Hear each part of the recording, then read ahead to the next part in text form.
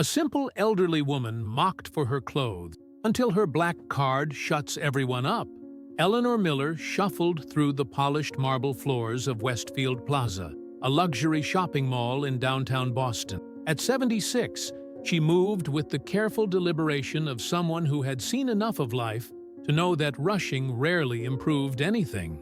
Her weathered hands clutched a worn canvas tote bag. Its once vibrant blue now faded to a muted gray. She wore practical sneakers, loose-fitting jeans, and a simple cardigan mended at the elbow. The mall buzzed with the energy of wealth. Women in designer outfits clutched shopping bags emblazoned with luxury logos. Men in tailored suits discussed business deals over espressos at the Central Cafe. Teenage girls, offspring of Boston's elite, giggled as they compared their latest purchases. Eleanor paused near the directory, squinting slightly behind wire-rimmed glasses that had gone out of style at least a decade ago.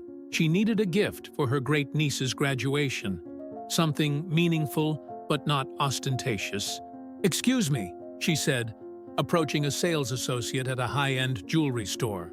The young woman, impeccably dressed with meticulously applied makeup, glanced up from arranging a display case. Her eyes flickered over Eleanor's appearance, and something subtle shifted in her expression. "Can I help you?" The tone was professional but cool, tinged with the unmistakable note of someone who had already made an assessment. "I'm looking for a gift for my great-niece. She's graduating from college next week." The associate nodded. "I see. Perhaps you might find something more suitable at the department store on the lower level. They have lovely costume jewelry that's quite affordable." Eleanor smiled, the corners of her eyes crinkling. "Actually, I was thinking of something with sapphires. They're her birthstone." The associate's smile tightened. "Our sapphire pieces start at $2,500, ma'am." "That sounds reasonable," Eleanor replied, unperturbed. "Could I see what you have?" With visible reluctance, the associate brought out a display of sapphire necklaces. She selected the least expensive option, placing it before Eleanor. "This is our entry-level piece." Eleanor studied it carefully, then shook her head. "It's lovely, but not quite what I had in mind. Do you have something with a more substantial stone?" The associate's patience was wearing thin. Two well-dressed women had entered the store, and her eyes kept darting toward them. "Ma'am, perhaps you'd like to think about it and come back. I'd be happy to help you then." Eleanor understood perfectly. She wasn't worth the time. With a small nod, she turned and left the store, feeling the associate's relief as she departed. This wasn't the first time she'd been dismissed, and it wouldn't be the last. Outside, Boston's spring sunshine warmed the air. Eleanor made her way to a small bench overlooking the city's historic harbor. A young man in a business suit sat on the far end, typing rapidly on his phone. "Ah, beautiful day, isn't it?" Eleanor offered. The man glanced up briefly. "Yeah, sure is." His attention immediately returned to his screen. Eleanor watched the boats in the harbor, thinking about her great-niece Sophia, the first in the family to graduate from college. Eleanor hadn't had that opportunity herself. Life had taken her down a different path, one filled with hard work, careful decisions, and opportunities that came from being in the right place at the right time. None of them knew about the investment portfolio worth millions, the strategic real estate acquisitions across 3 states, or the tech company shares she'd purchased in the 1980s on a hunch. None of them knew about the black card tucked away in her wallet, rarely used, but always present. Eleanor smiled to herself. It was time to find that perfect gift for Sophia. Tomorrow was another day. The exclusive restaurant on Newbury Street hummed with lunchtime conversation. Crystal chandeliers cast a warm glow over white tablecloths and polished silverware. Eleanor sat alone at a corner table, studying the menu through her outdated glasses. She'd come here on a recommendation from her financial advisor, who insisted they had the best crab cakes in Boston. A young couple at the neighboring table whispered and glanced in her direction. The woman, dripping in designer labels, leaned toward her companion. "I don't understand why they seated her," she murmured, not quite quietly enough. "There's a perfectly good diner down the street that's more appropriate." Her companion, A man with an expensive haircut and a gaudy watch smirked. Oh, maybe she got lost on her way to the senior center lunch program? Eleanor pretended not to hear, though decades of business negotiations had given her excellent hearing. She simply sipped her water and continued reading the menu. The waiter approached with practiced deference. "Have you decided, ma'am?" "Yes, I'll have the crab cake entree and a glass of the Montrachet." The waiter's eyebrows rose slightly. The Montrachet was $45 a glass. "Excellent choice," he said, his tone carefully neutral. As he walked away, the whispering from the next table continued. Eleanor focused her attention on the restaurant's decor, noting the original artwork on the walls. One piece in particular caught her eye, a small watercolor of the Boston Harbor that reminded her of the view from her first office. Her mind drifted to 1978, when she'd started as a secretary at a small investment firm. The men in suits had largely ignored her, except when they needed coffee or filing. None of them noticed her listening, learning, observing. None of them realized she was investing her modest salary based on conversations she overheard, building a portfolio that would eventually outperform those of the very men who dismissed her. The waiter returned with her wine. "But your crab cakes will be out shortly, ma'am." "Thank you." Eleanor took a sip of the Montrachet, appreciating its complexity. Her phone buzzed, a text from Sophia. "Still on for lunch tomorrow? Aunt Elle? Can't wait to see you." Eleanor smiled as she typed a reply. "Wouldn't miss it. I have something special for you." At the next table, the woman was now openly staring. "That phone looks ancient," she remarked to her companion, loud enough for Eleanor to hear. "I didn't know they still made flip phones." Her crab cakes arrived, beautifully presented. As she ate, Eleanor noticed a familiar face entering the restaurant. Patricia Harrington, CEO of a biotech company, and a regular at the charity galas Eleanor occasionally attended. Patricia, elegant in a tailored suit, spotted Eleanor and approached her table.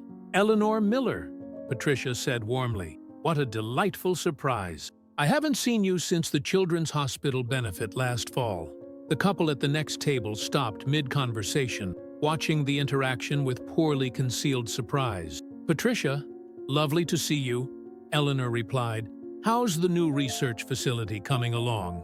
"Breaking ground next month, thanks in no small part to your foundation's grant." Patricia smiled. "We should catch up soon.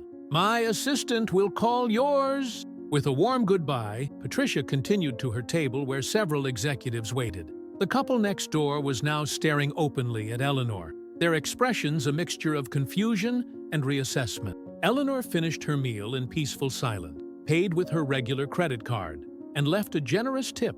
As she stood to leave, she nodded politely to the couple, who awkwardly nodded back.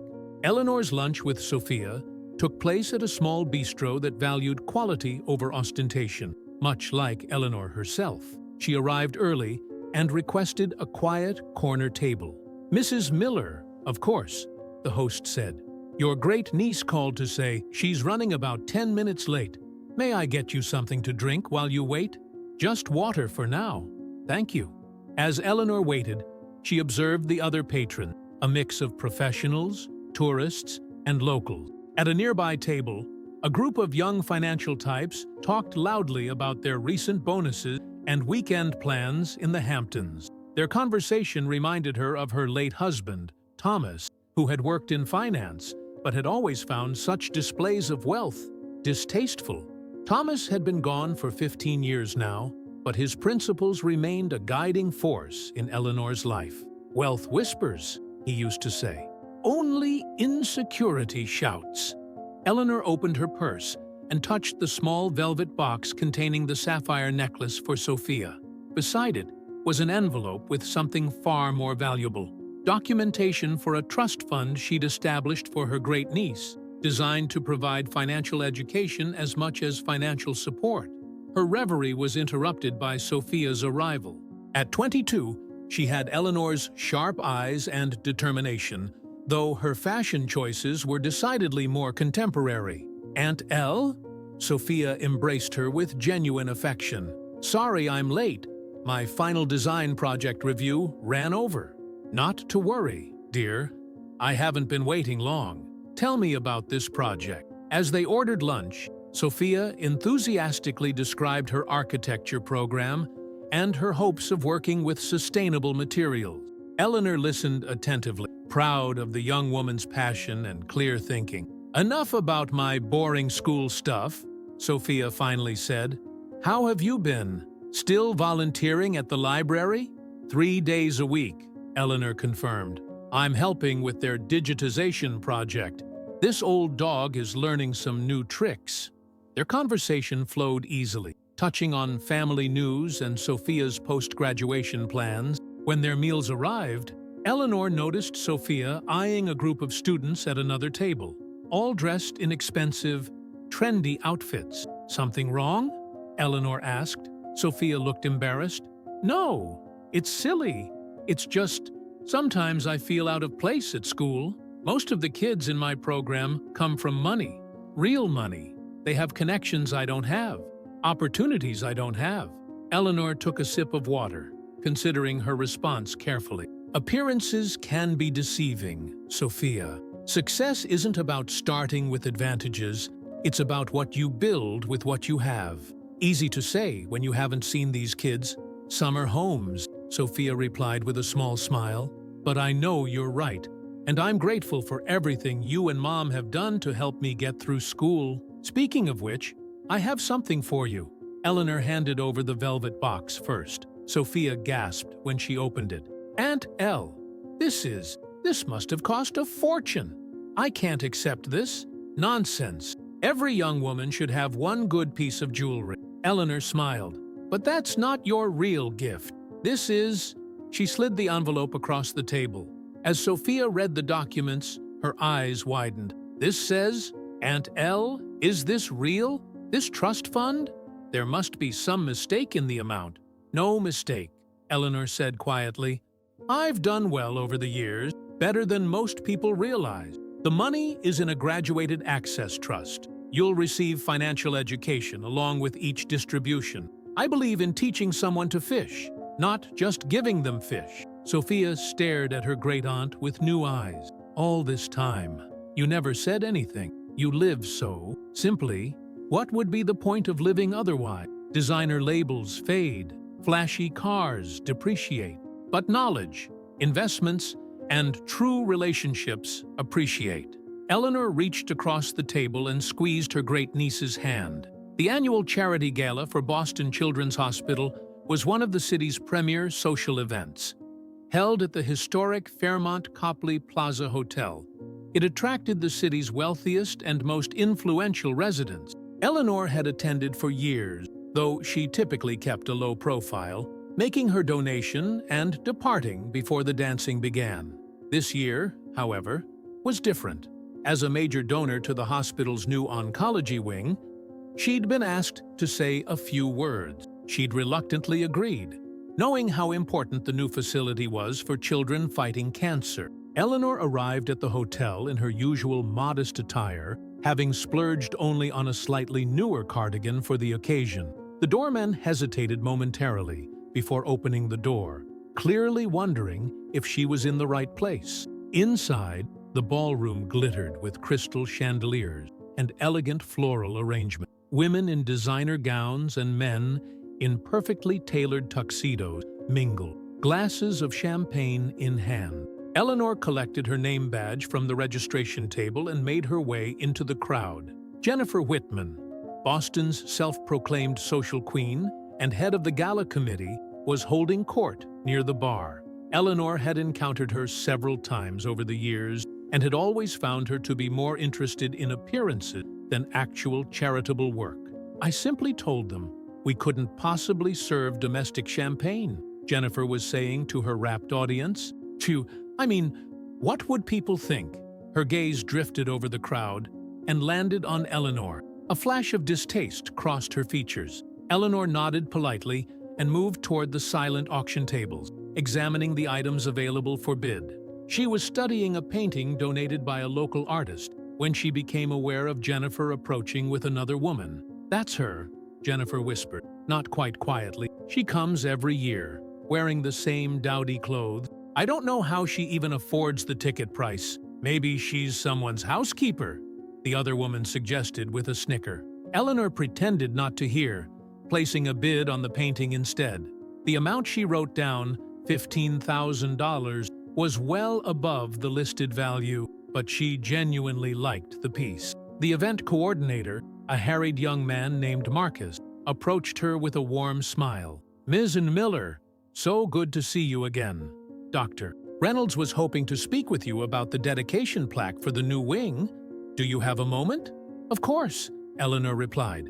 As Marcus led her away, she was aware of Jennifer and her companion watching with confused expression. The hospital's chief of oncology, Dr. Reynolds, greeted Eleanor with genuine respect.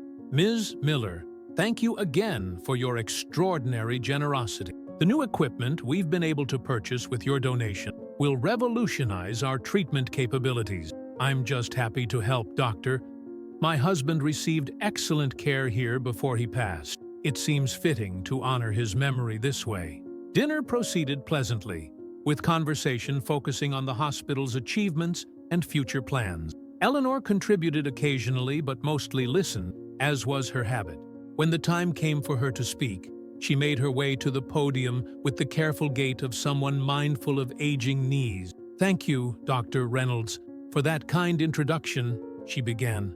I'm not one for public speaking, so I'll keep this brief. 15 years ago, my husband Thomas spent his final months in the care of Boston Children's Hospital's oncology department. Though we had no children of our own, the staff became like family to us. Eleanor paused, collecting herself.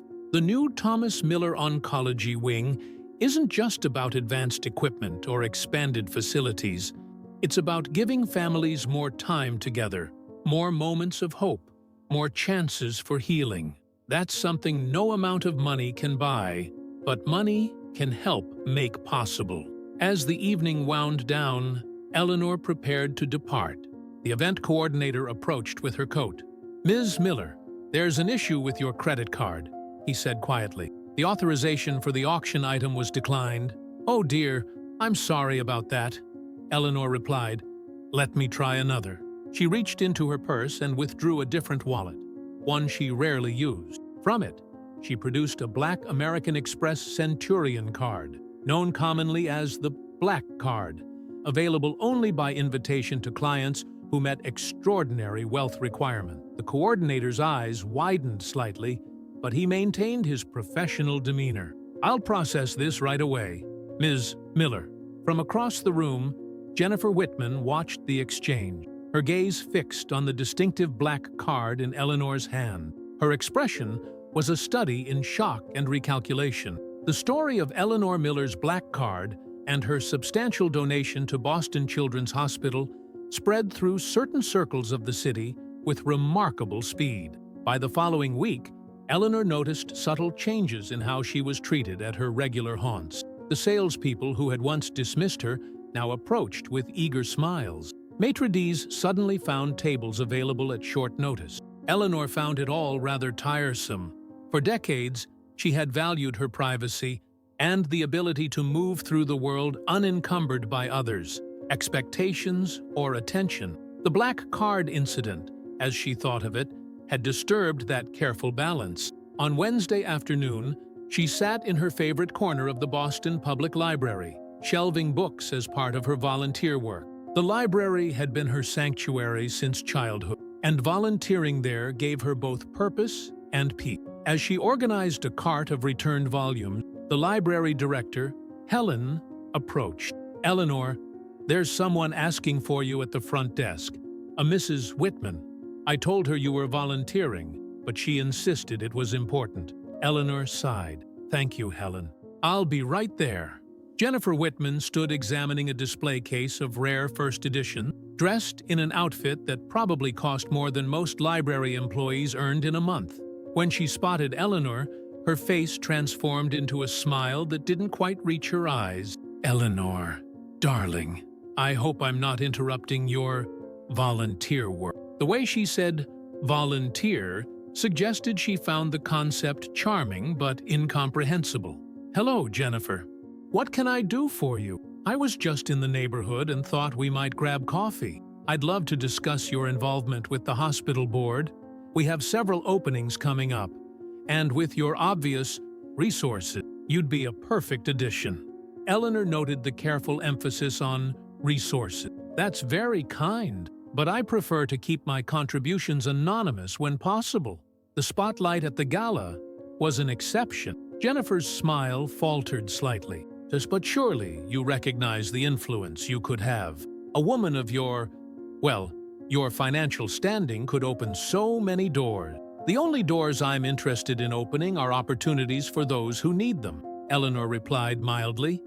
"Now, if you'll excuse me, I have 2 more carts of books to shelve before my shift ends." Later that afternoon, Eleanor met with her financial advisor, Robert Chen, at his downtown office. Robert was one of the few people who knew the true extent of her wealth, having managed her investments for the past 20 years. "The tech stocks are performing even better than projected," Robert said, reviewing her portfolio, "and the commercial property in Cambridge has increased in value by 18% since the biotech corridor expansion was announced." Eleanor nodded. "Good. I want to increase the funding for the scholarship program at Roxbury Community College. Let's double the number of students we can support next year." That evening, as Eleanor prepared a simple dinner in her modest kitchen, her phone rang. It was Sophia. "Aunt Elle, you won't believe what happened today. That architecture firm I interviewed with last month. They offered me a position, junior designer, starting right after graduation." "That's wonderful news, Sophia. I knew they'd recognize your talent." "There's more," Sophia continued excitedly. "One of the partners mentioned they were impressed by my connection to the Miller Foundation. Apparently, they're designing a community center that received funding from your foundation. Is that why they hired me?" Eleanor frowned slightly. "Absolutely not. They hired you because of your portfolio and your interview. The foundation's grants are managed independently. I have no involvement in day-to-day decisions." "That's what I thought. But it feels weird, you know? Like suddenly there's this whole other dimension to our family that I never knew about. Mom called me yesterday asking if I knew anything about you being some secret millionaire." Eleanor sighed. This was exactly what she had wanted to avoid. "Sophia, listen to me. Nothing fundamental has changed. I'm still the same person I've always been. The money doesn't define me, and it shouldn't define how people see you either." The jewelry store at Westfield Plaza looked the same as it had weeks before. Eleanor entered quietly, noting the same sales associate who had dismissed her was assisting a young couple looking at engagement rings. Eleanor browsed the displays unhurriedly, waiting her turn. When the associate finally approached, recognition flickered in her eyes, followed by an unmistakable shift in demeanor. "Welcome back, ma'am. How can I assist you today?" "I'm still looking for that sapphire piece for my great-niece," Eleanor replied mildly. "Though I found a lovely one elsewhere, I thought I might see what else you have to offer." "Of course," the associate said, suddenly solicitous. "I'd be happy to show you our premium collection. We just received some exquisite pieces that weren't available during your last visit." As the woman brought out trays of jewelry far more impressive than what she'd shown previously, Eleanor observed her closely. "You seem much more eager to help me today. I wonder why that is." The associate faltered slightly. We always strive to provide excellent service to all our customers." "Do you?" Eleanor's tone remained gentle, but her gaze was direct. "But that wasn't my experience last time. I wonder what changed. Could it be that you've heard about my donation to Boston Children's Hospital? Or perhaps about my black card?" The woman's discomfort was palpable. "Ma'am, I apologize if you felt your previous experience was less than satisfactory." "I'm not seeking an apology," Eleanor said. "I'm offering an observation. You judged me based on my appearance, my old cardigan, my practical shoes, my outdated glasses. You decided I wasn't worth your time." Eleanor selected a simple pair of pearl earrings from the display case. "I'll take these," They remind me of a pair my mother owned. As the associate processed the purchase, Eleanor continued, I grew up during the Depression. My family lost everything when I was a child. I learned early that true security doesn't come from what you display, but from what you build quietly, consistently, over time. The associate handed Eleanor her purchase, clearly uncertain how to respond. Thank you, Eleanor said, accepting the bag. I hope you'll remember that the next elderly woman who walks in wearing practical shoes might be making a choice, not living a limitation. Outside, Boston's spring had fully blossomed. Eleanor made her way to her favorite bench overlooking the harbor, considering the changes of the past few weeks. Her phone buzzed with a text from Sophia. Lunch tomorrow? I have news? Eleanor smiled, typing her reply. Looking forward to it. As she sat enjoying the sunshine, a young family settled on a nearby bench. The mother, juggling a fussy toddler, dropped her bag, spilling its contents. Eleanor immediately moved to help, gathering scattered toys and returning them to the harried woman. Thank you so much, the mother said gratefully. Some days I can barely keep it together. We all have those days, Eleanor replied with a warm smile. It gets easier, I promise. The woman looked at Eleanor, really looked at her, not seeing the outdated clothes or the practical shoes, but the kindness in her eyes. Would you like to join us? We're having a little picnic. Nothing fancy. I'd be delighted, Eleanor said, sitting down beside them. The young father opened a cooler, offering Eleanor a sandwich wrapped in wax paper and a bottle of water. The toddler, curious now, offered her a slightly squashed cookie from his own small hand. Eleanor accepted the cookie with appropriate gravity. Thank you, young man. That's very generous of you. As they ate their simple meal together, Eleanor felt a profound contentment. This was what mattered. These human connections, freely given, expecting nothing in return. Not the black card in her wallet, not the investments in her portfolio, not the properties she owned. Walking home through the city she loved, Eleanor made a decision. Tomorrow, after lunch with Sophia, she would call Robert and set up a new foundation, one focused on helping essential workers afford homes in the communities they served. It would be anonymous, of course. The work would speak for itself. Eleanor had never needed her money to shout for her. She had something far more valuable than what her black card could buy. She had purpose, principles, and peace of mind. The black card had indeed shut everyone up, but it was Eleanor's dignity, wisdom, and generosity that would leave a lasting impression.